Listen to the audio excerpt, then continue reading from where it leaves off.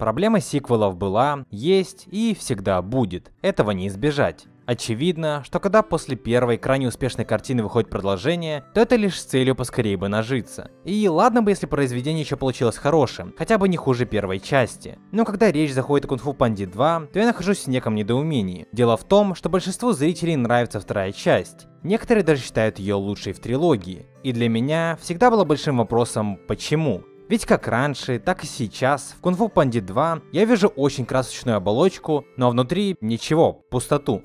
Только не нужно сразу бежать и ставить дизлайк или писать ваш гневный комментарий. Хотя в любом случае вы так и сделаете, но лучше досмотрите это видео до конца, а потом уже идите в комментарии с конструктивом, а не с эмоциями.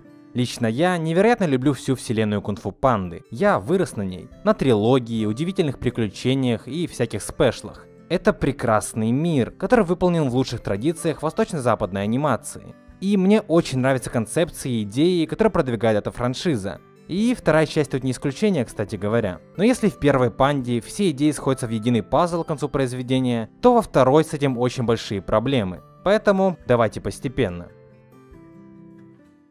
Давайте еще раз. Я не ненавижу вторую часть. По факту, она достаточно хороша в некоторых аспектах. Например, в экшене или картинке. А еще в ней невероятная музыка. Все, о чем я буду говорить в данном видео, это лишь попытка более тщательно взглянуть на картину, которую почти все считают чуть ли не идеальной, в то время как у нее есть очень существенные проблемы. Когда фанаты второй части приводят аргументы в защиту этого мультфильма, то первым делом они заявляют о том, что вот первая часть была веселая для детей, а вторая суперсерьезная и драматичная. Ну, с великой серьезностью приходит и великая ответственность.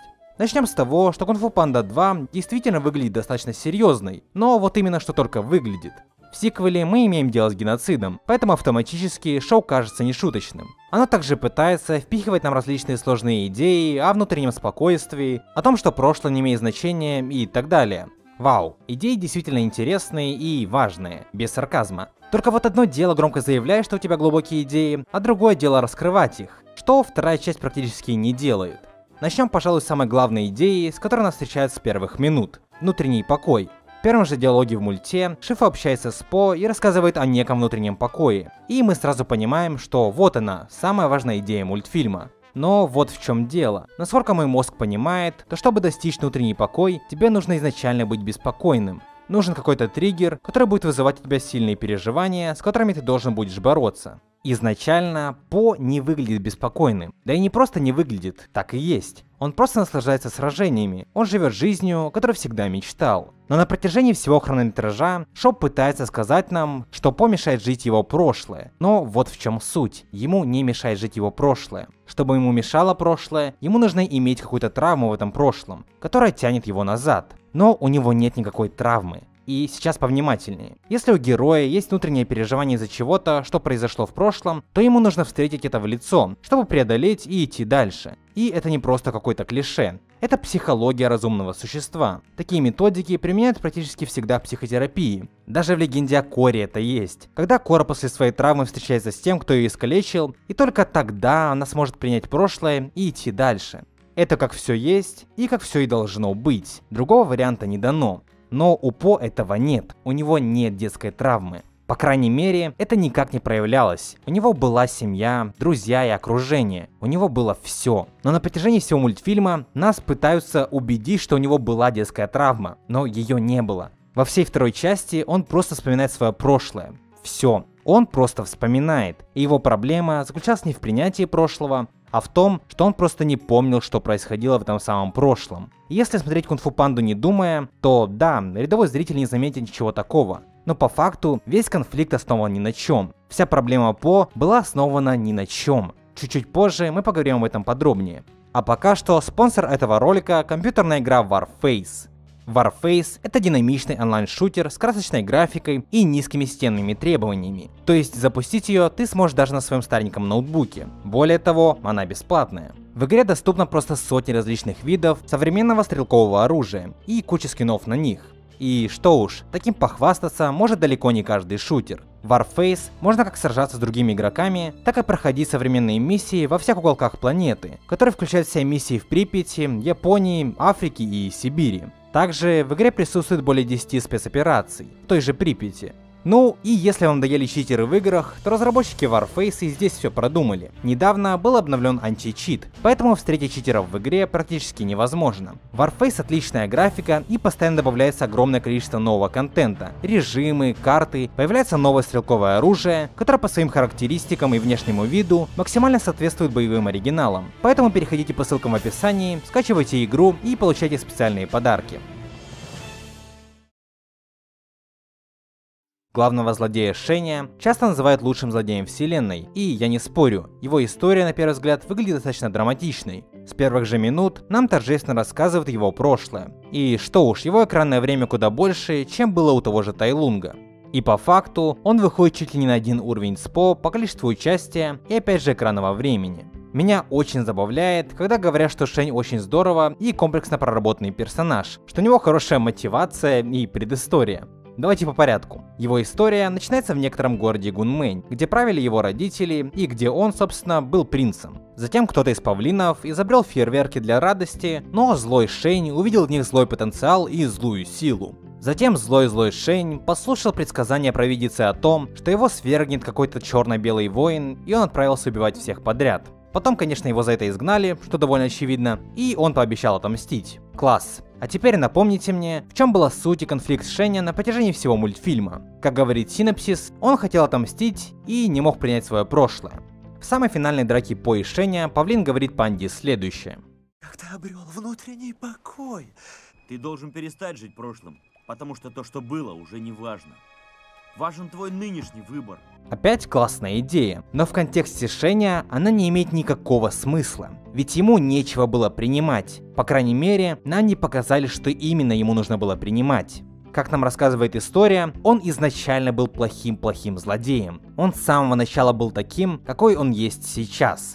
Слова По о том, что нужно забить на прошлое и быть собой сейчас, говорят Шеню ровно ничего, ведь он, как сейчас, так и в прошлом, был точно таким же. Его травма в прошлом, когда его бросили родители, также не имеет смысла. Примет он то, что его изгнали родители или нет, это не изменит того факта, что он злой.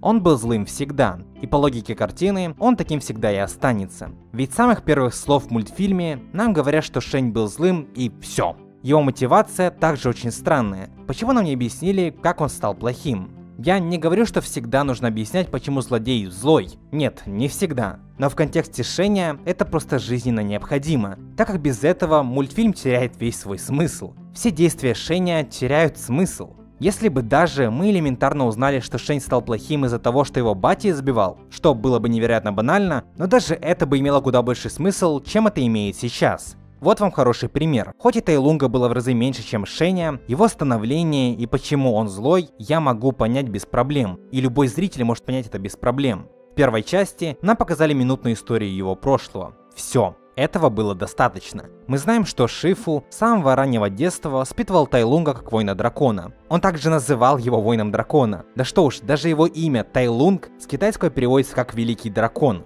Шифу делал все, чтобы создать машину, чтобы создать самого лучшего воина. Все его мироощущение, вся его картина мира пошла под откос. У него появился когнитивный диссонанс, который привел к тому, почему он стал злодеем. У Шеня нет и приблизительно такой же, хорошо описанной предыстории, как у Tai Lung. Если бы Шень стал злым после того, как его изгнали родители, тогда это бы имело смысл. Он был злым с самого начала, и таким же злым и остался.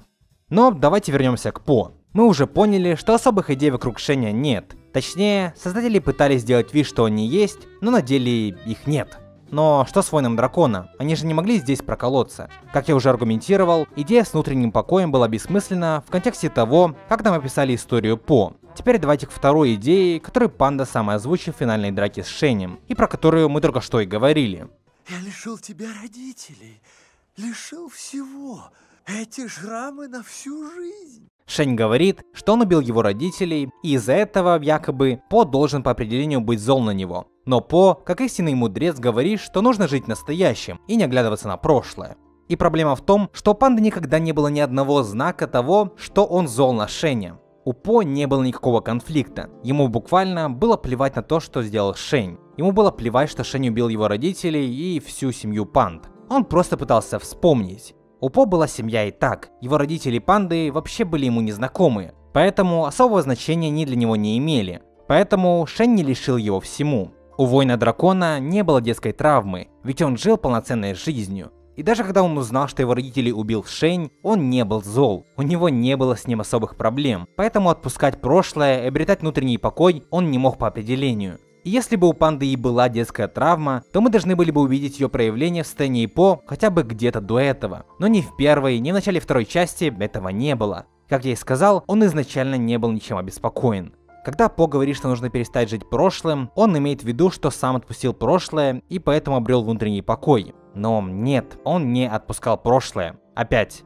он просто вспомнил прошлое. Все.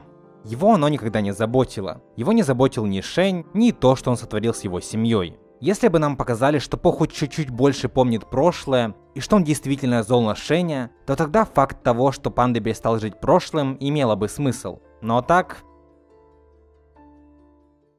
В своей группе ВК я проводил опрос, чтобы узнать, в какой из частей шутки кажутся лучше. И, как ожидалось, 80% людей проголосовали за первую часть. И да, можно опять заявить, что вторая часть была серьезная, поэтому и шуток не было. Но вообще-то шутки были. И по ощущениям, их было не меньше, если не больше, чем в первой части. Просто они стали хуже. Вот пару примеров. Обезьяна! Гадюка! Богомол! Кролик! Что?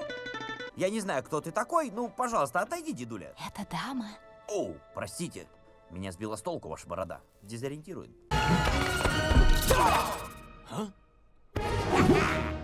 Я не спорю, некоторые шутки очень классные и оригинальные, но большая часть заключалась в том, что панда плюхнулся на кого-то, или повернулся не той стороной, или съел много пельменей, короче, какой-то цирк. На протяжении всего мультфильма меня не покидало ощущение, что воин дракона специально строит из себя дурака, чтобы угодить и развлечь зрителя. С одной стороны, шоу якобы пытается в драматизм, с другой стороны, понижает уровень шуток до детсадовского. Но ладно, это все-таки достаточно субъективно, наверное. Давайте о персонажах. Про По и Шеня мы уже поговорили, но в мульте есть и второстепенные герои. Первым делом вопрос у меня вызывают вот эти два мастера, Бык и Крокодил. Когда великого мастера Носорога убили, то они сразу сдались и пошли в тюрьму. Ладно, их можно понять в этом, возможно. Хотя они все-таки мастера кунг-фу, и если не они должны были бороться с этим, то кто тогда? Может быть, звание мастера выдают всем подряд, я не знаю. Но суть в том, что потом эти мастера из двух унылых персонажей превратились в каких-то уж больно воодушевленных. Что с ними произошло? В мультфильме нам говорят, что, мол, Шифу их убедил, но это оставили за кадром. И мне уж больно интересно, как он это сделал. Ведь это далеко не самая простая задача. Ощущение, что авторы просто поленились. А еще мне очень нравится, как все мастера кунг-фу, будь то мастер Носорог или Шифу, десятилетиями учатся кунг-фу и внутреннему покою, а потом приходит По, который вообще не парился по этому поводу, который забивал на эти ваши внутренние покои, всякие тренировки и так далее. Он и так может отбивать эти шары, которые убивали самых лучших мастеров кунг-фу. Белиссимо. Я честно не фанат делать подобные критические видео, но у меня уже на протяжении многих лет висели эти мысли в голове. И пересмотрев мультфильм сейчас, я только убедился в том, что был прав.